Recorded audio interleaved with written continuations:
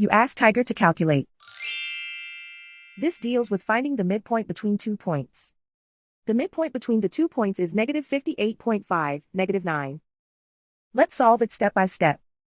Plot the 2 points and calculate the midpoint using the formula.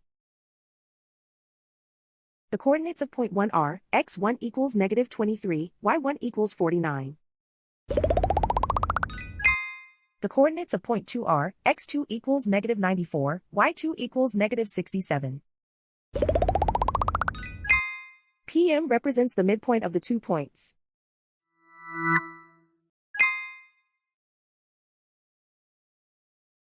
Use the x values in the midpoint formula to find the midpoints x. x1 equals negative 23. x2 equals negative 94. Simplify the arithmetic.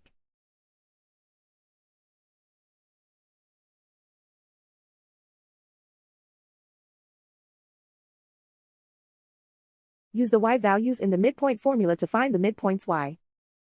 y1 equals 49.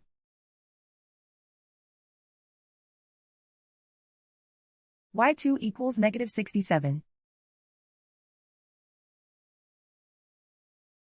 Simplify the arithmetic.